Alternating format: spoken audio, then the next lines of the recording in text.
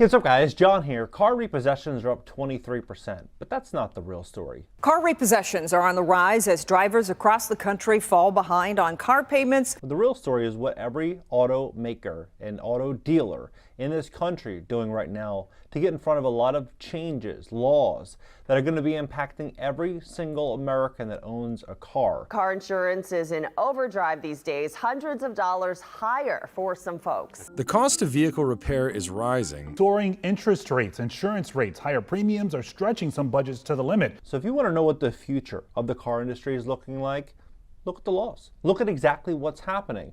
Look at what these deadlines are. Because what they're predicting is that millions and millions and millions of people are about to lose their vehicles. And there's a step-by-step roadmap on how that actually happens. In this video, I'm going to show you what that is, what these dealers are doing right now, and why everything about transportation in this country is going to change. I mean, take a look at this, for example. They call it a reset of the world's biggest car market.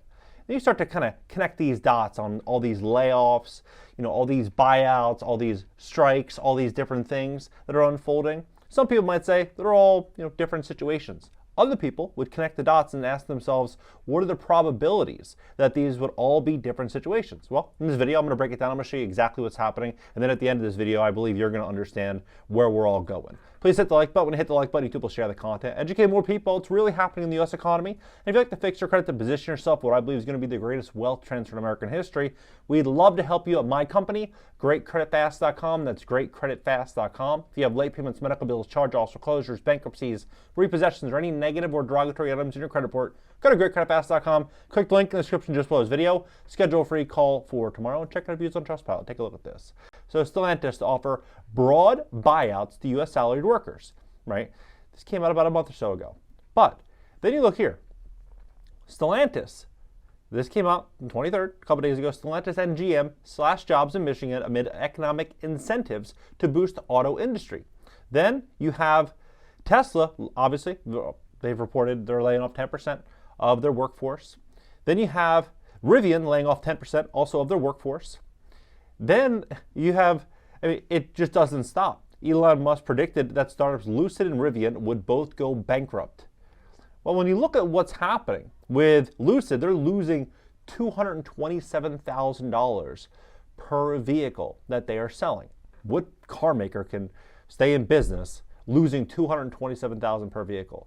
So you have essentially every major automaker slashing headcounts, reducing cost, offering incentives, trying to find ways in which they're going to be able to sell cars, lease cars.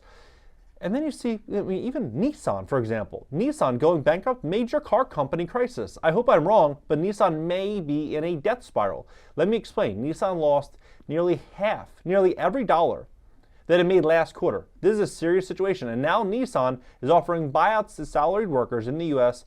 as its business slides. In addition, according to the CEO, used incentives to help convince U.S. customers to actually buy its cars.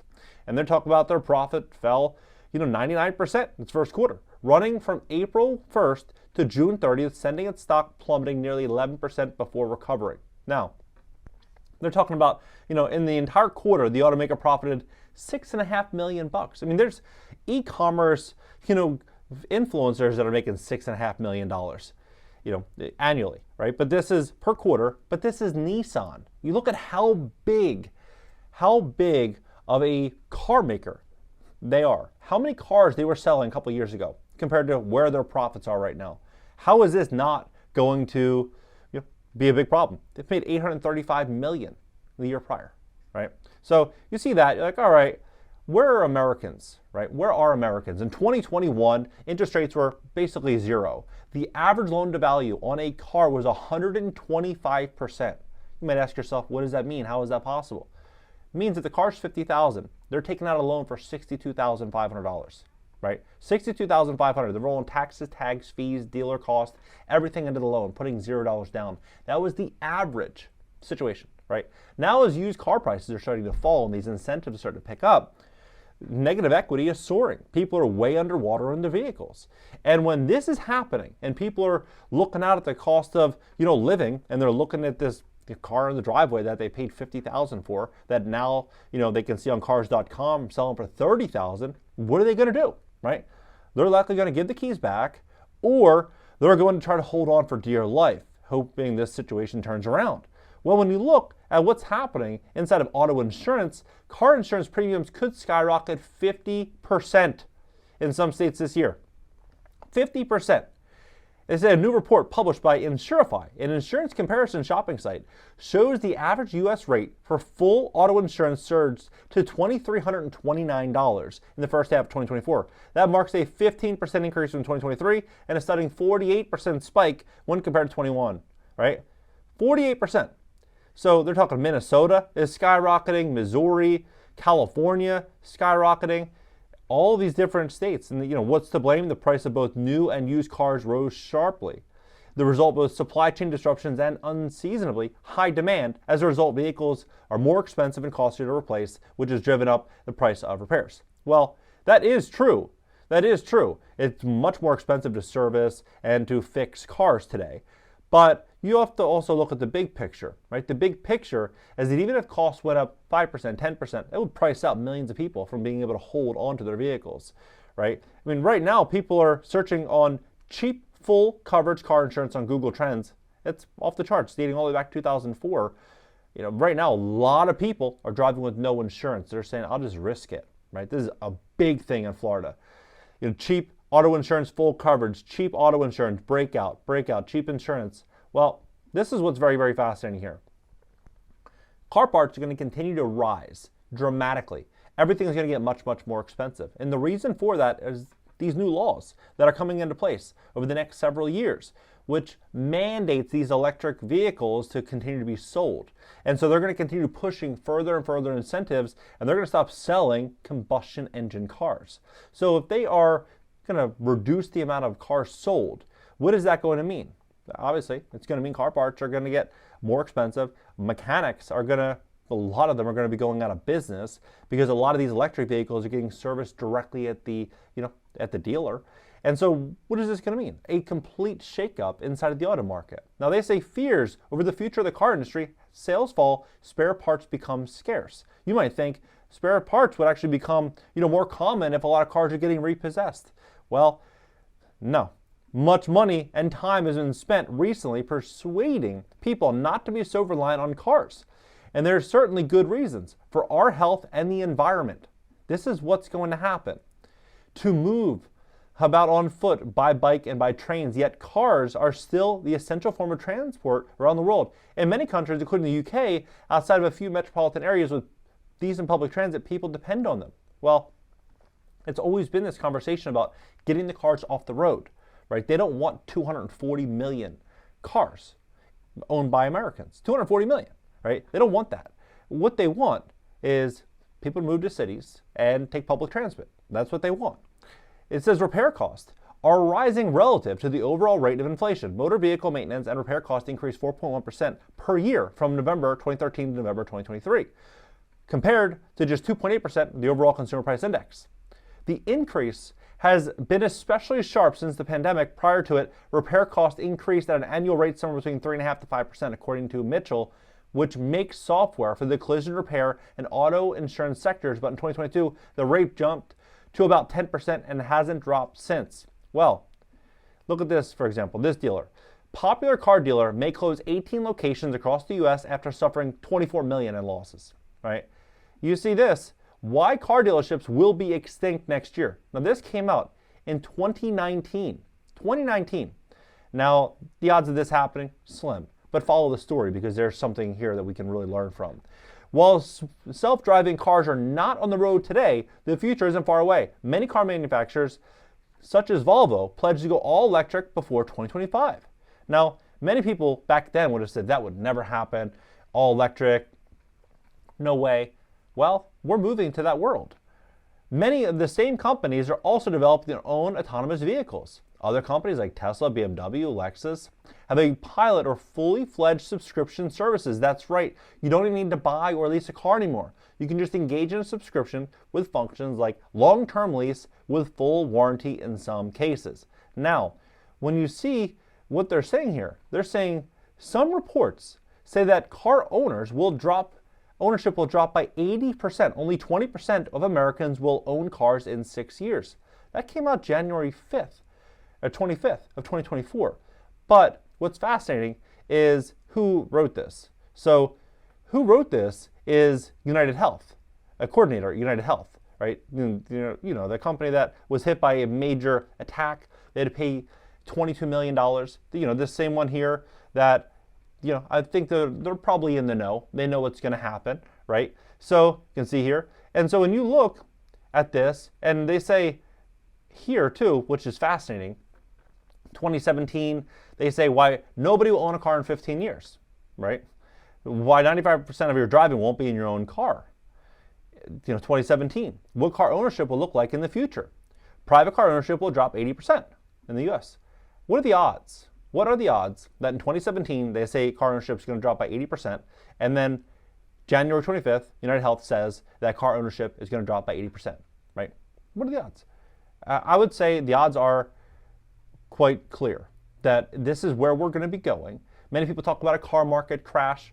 We're going to see cars getting pulled off of the road. And so if we are going to watch a scenario where 20% of people are going to own vehicles, 20% are going to remain drivers, how are they going to remain drivers? They're going to have the money. That's how they're going to remain a driver. They're going to have the cash because he or she who has the money makes the rules, right? The 80% that they don't have the money, they're not going to be able to afford car insurance that's skyrocketing. They're not going to be able to afford expensive car repairs and all these different things. They're just not. Ownership of personal cars has been the symbol of freedom, of the ability to jump into your vehicle and drive to small towns or other cities or across several states. This has been the love story between car owners and their cars for decades. Well, that's all going to be changing. And what's fascinating here is they say Tesla market share of electric cars is collapsing. Is this transition that we're walking into. They said no, the electric vehicle market isn't just crashing, it needs a recharging, right? Well, here's what this looks like. I'm gonna pull this down so you can see the URL. Sustainability.gov, right? This is what's going on. So President Biden's executive order of 14057 on catalyzing America's clean energy industries and jobs through federal sustainability and accompanying Federal Sustainability Plan, collectively referred to as the Federal Sustainability Plan, sets the federal fleet on a path to zero-emission vehicles. His plan will help further accelerate the rapidly changing transportation sector and further increase well-paying union jobs and support emission reductions in pollution-burdened communities.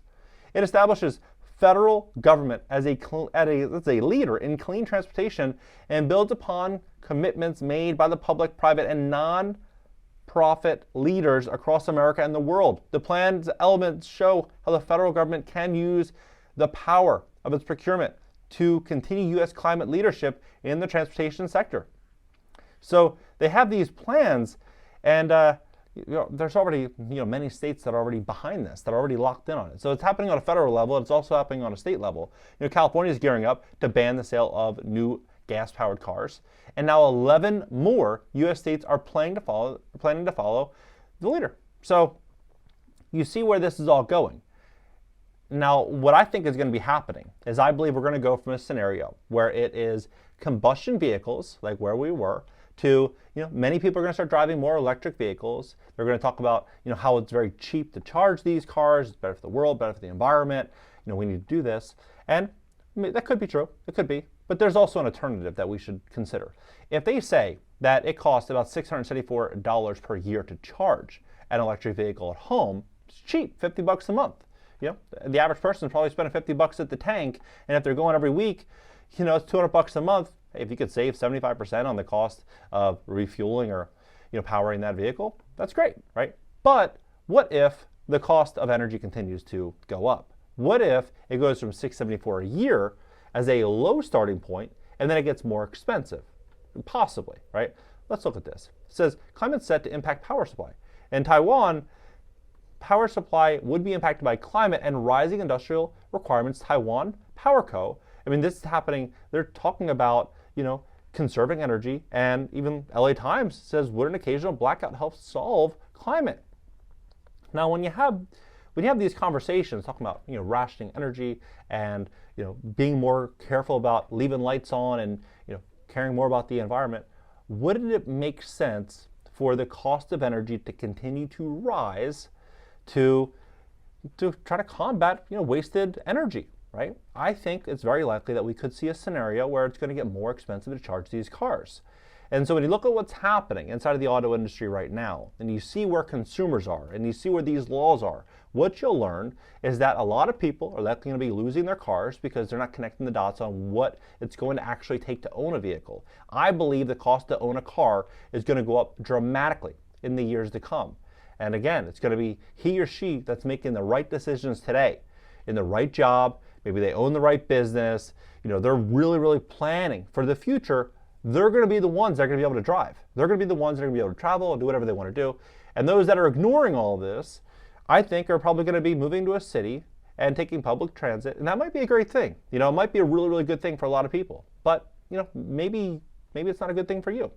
What do you think about this entire situation? Let's have a conversation about this below. And if you'd like to fix your credit to position yourself for funding, we'd love to help you at my company, GreatCreditFast.com. That's GreatCreditFast.com. If you have late payments, medical bills, charge-offs, foreclosures, bankruptcies, repossessions, or any negative or derogatory items in your credit report, go to GreatCreditFast.com. Click the link in the description just below this video. Schedule a free call for tomorrow and check out reviews on Trustpilot. Catch you next video.